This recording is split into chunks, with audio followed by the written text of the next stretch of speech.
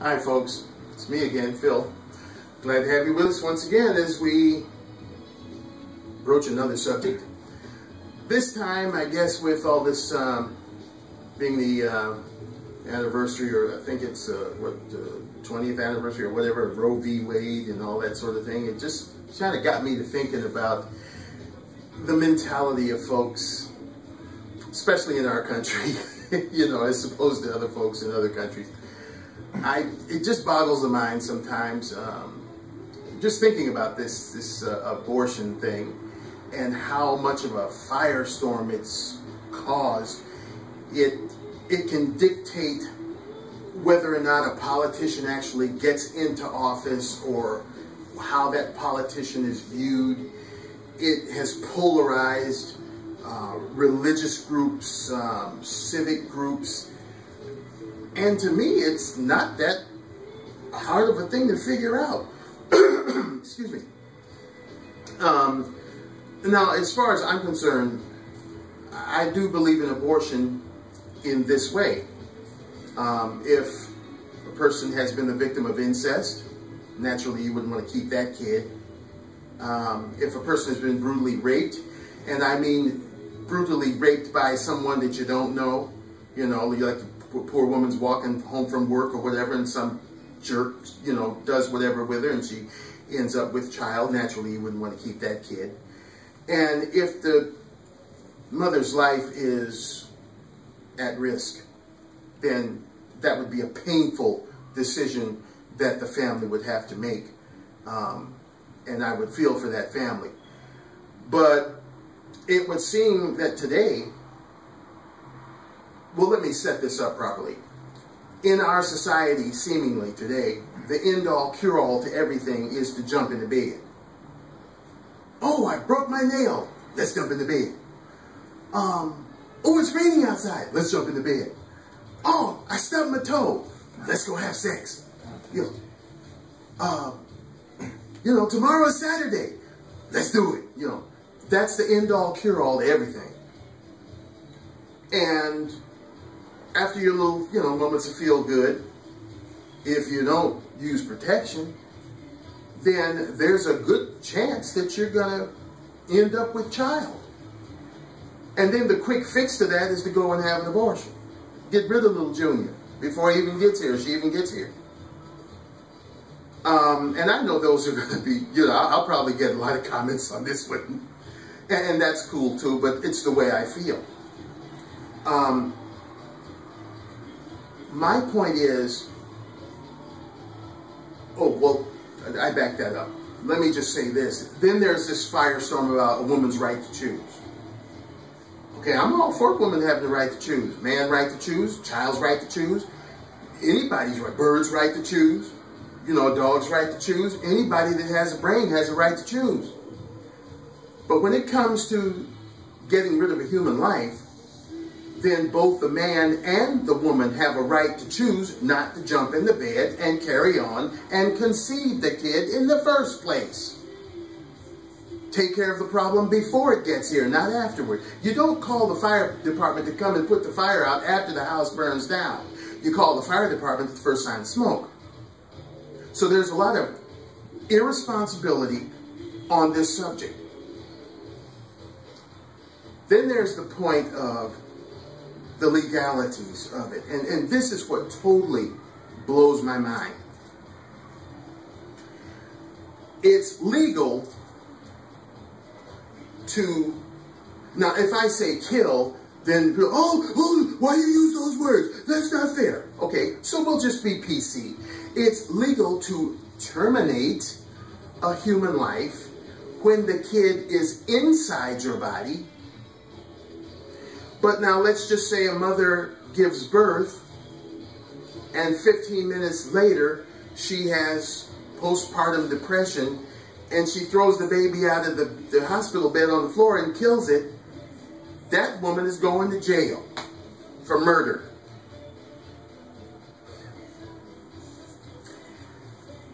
All I'm saying is, if you're going to be illegal on both sides of the ticket. If you're going to be legal, be legal on both sides of the ticket. If it's murder over here when the little kid is outside of the womb, why isn't it murder over here when the kid is inside the womb?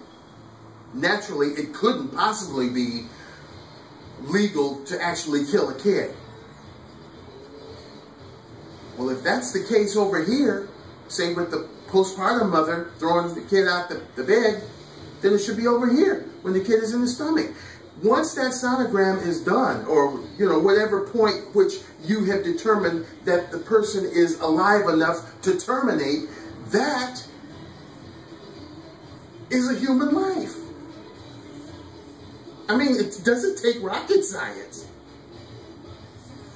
So a woman's right to choose, you choose to terminate a human life. Well, what if you went out in the street and somebody took your parking spot and you're a woman? Do you still have the right to terminate a human life just because that person, did something that was inconvenient or presented you with a problem of inconvenience? That's all I'm saying. And then there's this immigration thing. People are illegally coming into the country, crossing the border from their country to ours. And people just shine it on like, oh, well, they haven't done anything. They're just looking for a better life.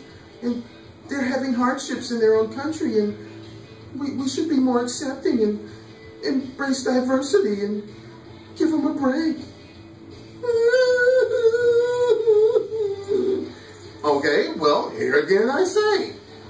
I live, pretty modestly. I'm not, Donald Trump or Warren Buffett or Bill Gates. Thank goodness I'm not homeless and would have to reside on a bench where somebody would take a match and try to burn me up, as has happened with some of our homeless people. So I'm somewhere in the middle. Now, would I like to live a life like Trump or Buffett or Gates? Hell yeah. Now, let's just suppose that, as you all know, I live here in Los Angeles, California, and we have several posh and affluent residences here. Beverly Hills, Newport Beach, Century City, I forgot the other one, it escapes me right, Bel Air, which is probably the most posh, Now, let's just suppose, and in these communities, they have these big palatial mansions with gated communities and big wooded, perimeters. You can barely see the estate because of the, fences and everything. Now, let's just say that I were to climb over one of those walls or shinny through one of the gates or tunnel under, the property and get in there and try to get into that house and say, well, hey, I just want a better life. I'm having a hard time where I live in pitiful old Los Angeles, and I want to come to Bel Air and you think they're going to be nice to me and say, oh, poor Phil. Yes, let's let him come in. We're going to give him the amnesty, and we're going to let him, stay with us, and we're going to let him have access to the rolls and to our wardrobe and to our robe. No, they're going to throw my ass in jail fast and a cat can lick his. Count on it. But, I mean, you wonder why we're in this $16 trillion debt. You wonder why some of our states are filing for bankruptcy. Some of our cities are so far down in the toilet, they're about to get sucked in through the hole where the rest of the you-know-what goes down. Because we're accepting all these people that have no means of support. I mean, some of them are really needy. Some of them are really creepy. They come over here and commit crimes, write all over the walls, tear up our property, tie up our police force, tie up our schools, tie up our medical industry. If you go in there and you don't have any money, the good nurses and doctors and things, they're not going to turn them away. They got to take care of them. Well, who has to pay for that? We do. Again, I say, why would you have people come and live with you who don't have any visible means of support? You've got to take care of them. They're eating your food, using your cosmetics, your toiletries. Then there's the wear and tear on your home, because you're taking care of them. If they get sick, you got to take care of them. And you can barely take care of your own family. Doesn't make any sense. The mentality of the way we think in this country kind of boggles the mind.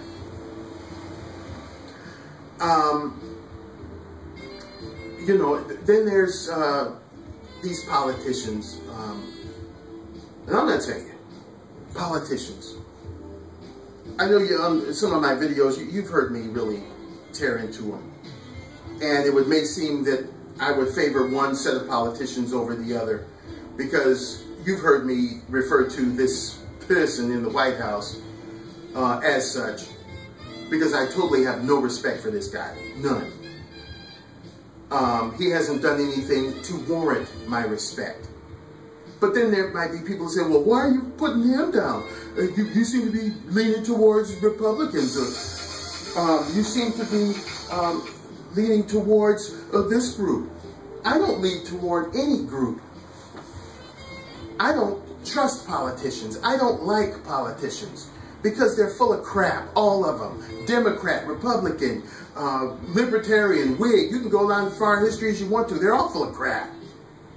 You've shown me a fair politician, an honest politician, I'll show you a virgin in a maternity ward. There is one reason why I was pulling for the other guy this last time. It wasn't so much that I believed in him. It was, I wanted to see a change. I got sick of looking at this person that's in there now.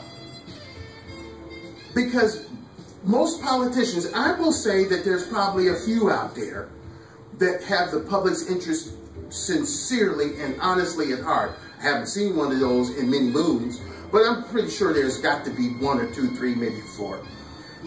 But the vast majority of politicians are a bunch of self-serving, greedy, prestige-grabbing ingrates. And that's why I can't stand them.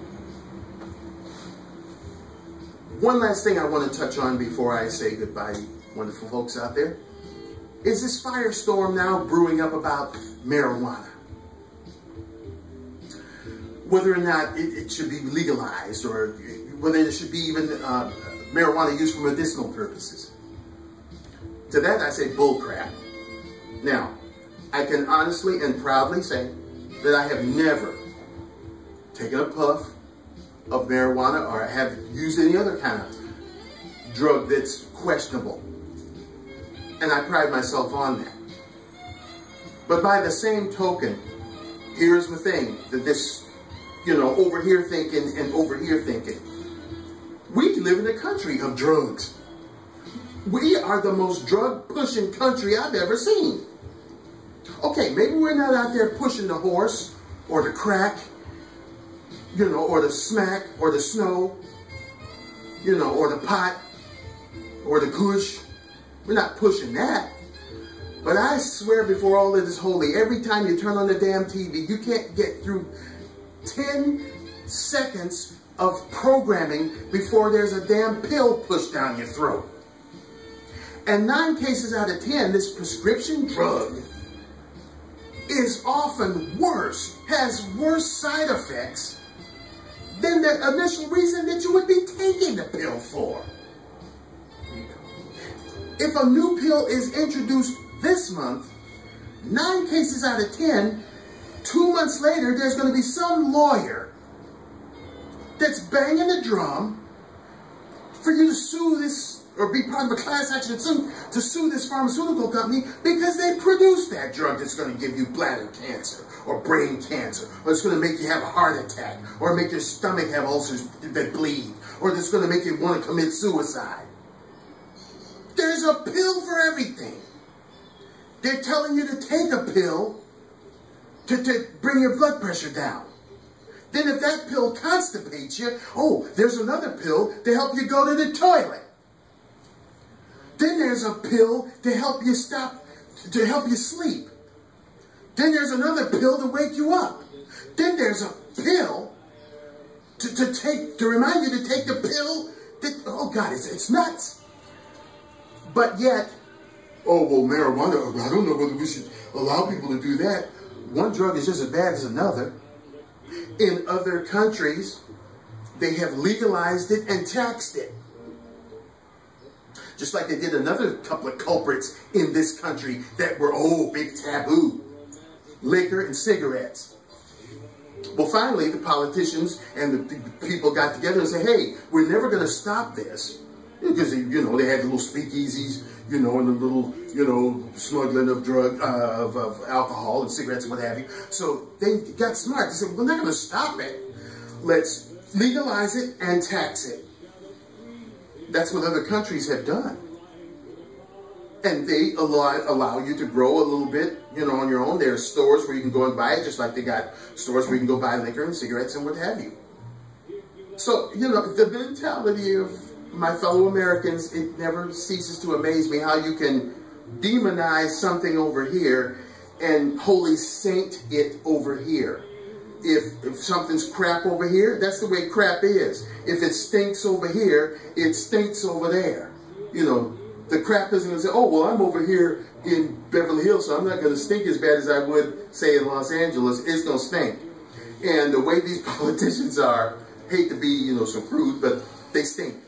And they need to rethink their strategies. We all, as a people, need to rethink our strategies and just use a little common sense. Yes, a woman does have a right to choose. A man has a right to choose. We have a right to choose to zip up our pants, and ladies have a right to keep the skirts down. Unless you are cognizant and ready to have children, try to do that. You know, use some protection. Something, you know. Again, I call upon the media industry. Stop glorifying sex so much. Everything. If you see a car, oh, that car is sexy. How in the hell can a car be sexy? It can be cool. It can be classy. It can be a nice ride. It's sexy. If something is sexy, that would denote maybe that you want to engage in the activity with you. What, you want to go and bump and tickle with a car? Oh, those clothes are sexy. Everything is sexy. That toilet paper is sexy. You go and buy a box of Cracker Jacks. Oh, those Cracker Jacks are sexy. I mean, come on. Have a little common sense here. And the people on the media, stop glorifying things. Because young people they're watching. And they figure, oh, it's okay, let's go in there and do the horizontal polka. But they don't show what happens 9 months later. You know, when the gut starts getting big and, you know, you start getting morning sickness and, oh, I'm pregnant. Oh, okay, well, you didn't show that part. You just showed how good it feels, you know, go in there and get it on, you know. Think about what we're doing. And our mentality, I don't know where we started having this totally, you know, out the yard mentality, but maybe we could kind of bring it back in the yard and put a little fence around it and use a little common sense, hopefully. Again, thank you for listening. If you feel so inclined to be a subscriber, I would deeply appreciate that. And remember, I will always try to bring you things on a common sense level. And may not always be right, but that's the way I feel. Speak from the heart. Until next time, folks, stay safe, be happy, and live your life. Bye-bye.